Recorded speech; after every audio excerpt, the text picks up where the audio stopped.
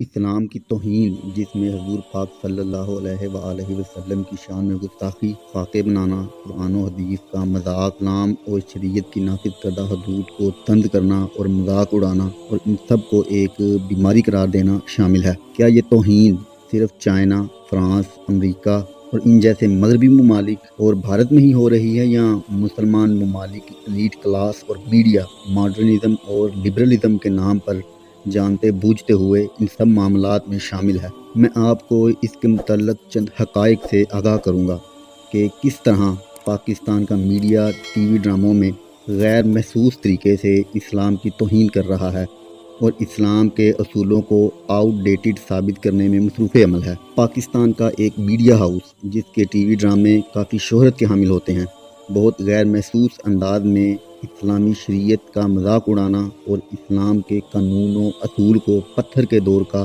اور یہ آج کے جدید سائنسی ٹیکنالوجی کے دور میں نافذ العمل نہیں ہو سکتے ثابت کرنے اور عام سادہ فہم لوگوں کے سامنے پیش کرنے میں مصروف عمل ہے، جس کا مقصد لوگوں کو اسلام اور اس کے قانون اور حدود سے بدظن اور متنفر کرنا ہے۔ پہلے آپ اس ڈرامہ سیریل کا ویڈیو کلپ دیکھ لیں۔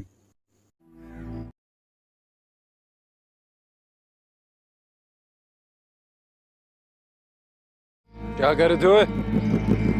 گھاس چوری کر رہا تھا خان جی، پہلی بار چوری کیا خان جی، میرا دمبا بھوکا تھا۔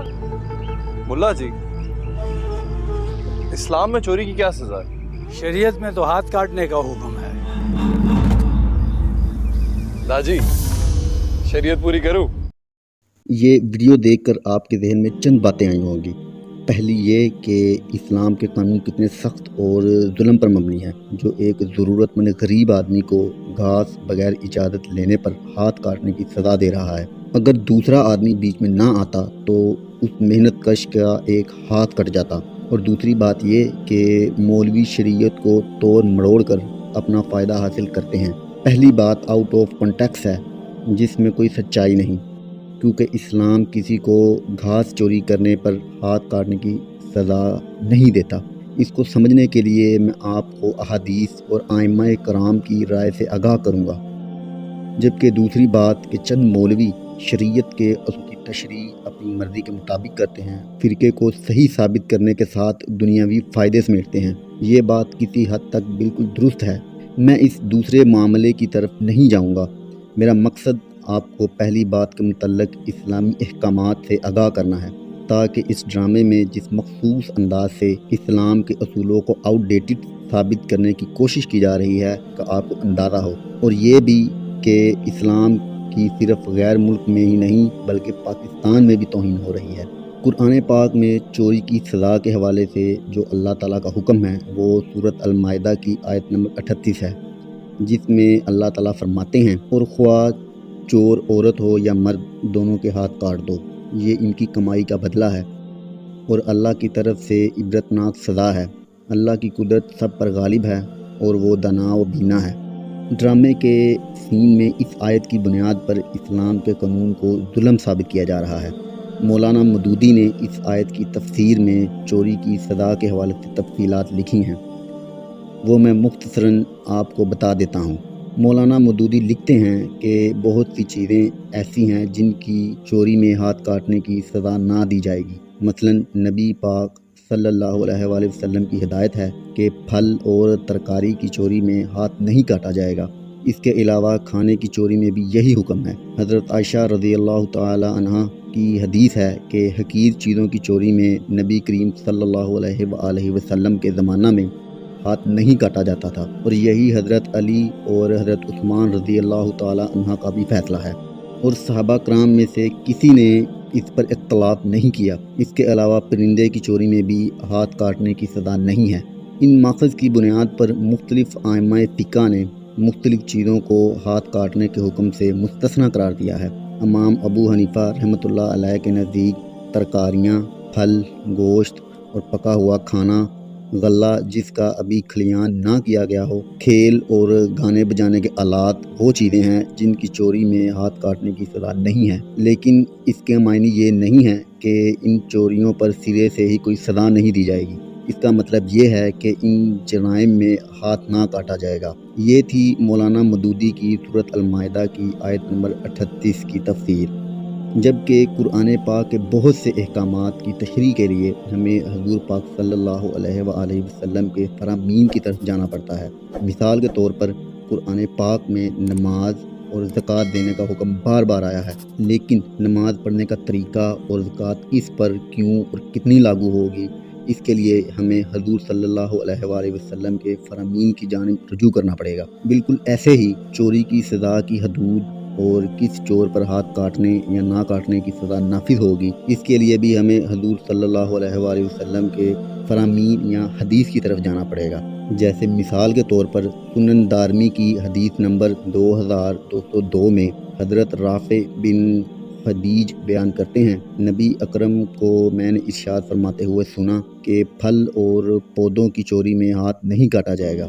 دوسری حدیث جو کہ موطا امام محمد کی 682 نمبر حدیث ہے میں عبداللہ بن عبد الرحمن بن ابو حسین نے بیان کیا کہ رسول اللہ صلی اللہ علیہ وآلہ وسلم نے فرمایا، درخت لگے ہوئے پھل یا پہاڑ پر بغیر محافظ کے پھرنے والی بکریاں یعنی آوارہ اور جنگلی بکریاں کی چوری پر ہاتھ نہیں کاٹا جائے گا، لیکن جب بکری گھر میں آ جائے یا پھل توڑ لیا جائے، کاٹ کر خشک کرنے کے لیے رکھا جائے اور اس کی قیمت ایک ڈھال کے برابر ہو تو اس کی چوری پر ہاتھ کاٹا جائے گا۔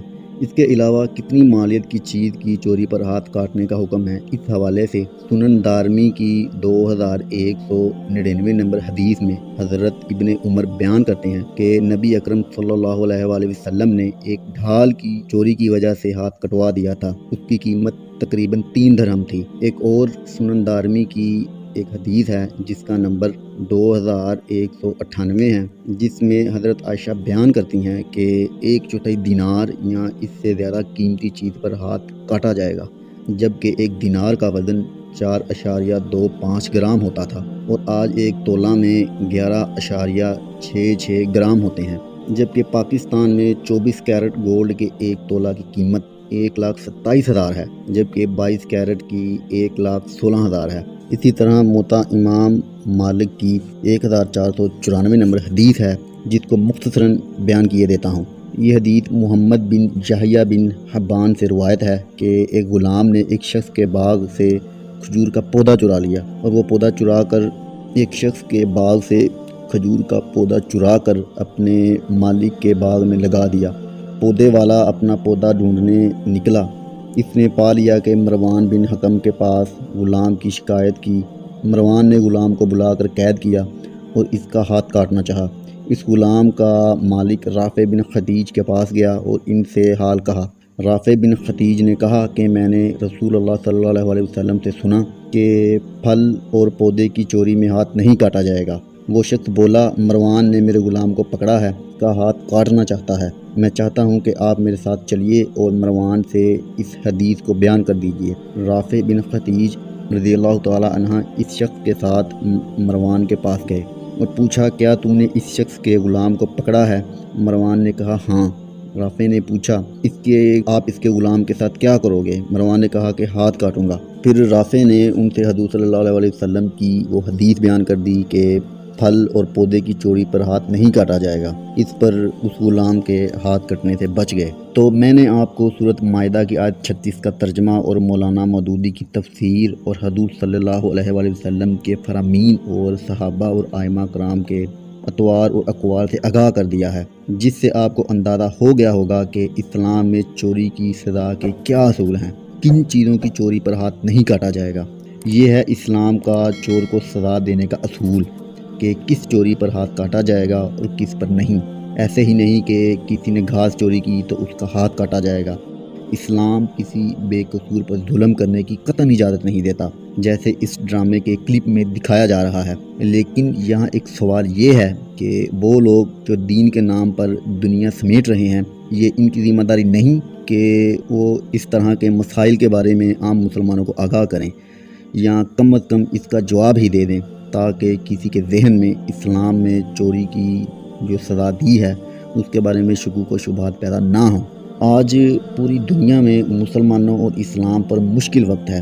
چاہے وہ برما، بھارت، بوسنیا، فرانس، مغربی ممالک جیسے کینیڈا میں مسلمان فیملی کو ٹرک سے کچلنا، نیوزی لینڈ میں کرائسٹ چرچ جیسے واقعات میں مسلمانوں کا صرف اسلام کی وجہ سے قتل اور ان پر حملے کرنا شامل ہے، جبکہ ہمارے موجودہ سیاسی اور مذہبی رہنما جن میں پیر حضرات، علماء کرام، مفتیان کرام سب کے سب اپنے مسلک کو سچا ثابت کرنے اور اپنی جنت پکی کرنے کے ساتھ مخالف مسلک کو جہنمی بنانے میں مصروف ہیں، جبکہ ان حقیقی مسائل سے جو امت مسلمہ کو درپیش ہیں پر کوئی توجہ نہیں دے رہے، جبکہ ان معاملات میں عام مسلمانوں کا رویہ کافی حد تک شرمناک ہے۔ ہمارا ذہن سنی، وہابی اور شیعہ کی مسلکی سوچ تک محدود ہو کر رہ گیا ہے، جبکہ ہمارے مسلمان کلمہ کو سیاستدانوں کو اقتدار، دولت اور خواتین اور بیرون ملک اپنی جائیدادیں بنانے کے سوا کوئی مثال نظر ہی نہیں آتا، اور اس پر سونے کا سہاگا کہ ہمارا نام نہاد آزاد میڈیا سلو پوائزننگ یعنی آہستہ آہستہ اسلام کے خلاف زہر ہمارے اندر داخل کر رہا ہے، جس کی ایک چھوٹی سی مثال آپ کو اس ویڈیو کے آغاز میں دکھائی جا چکی ہے۔ یہ تو صرف ایک ڈرامے کا کلپ ہے، ایسے کئی اور ڈرامہ سیریل اور ان کے کلپ موجود ہیں جس میں اسلام کی توہین اور اس کا مذاق اڑایا جا رہا ہے۔ یہ تھی میری آج تک کی ویڈیو، امید کرتا ہوں کہ آپ کو پسند آئے گی۔ اگر ویڈیو آپ کو اچھی لگی تو اس کو لائک کریں، چینل کو سبسکرائب کریں۔ ملتے ہیں ایک نئی ویڈیو میں، تب تک کے لیے آپ مجھے اجازت دیں۔ اللہ حافظ۔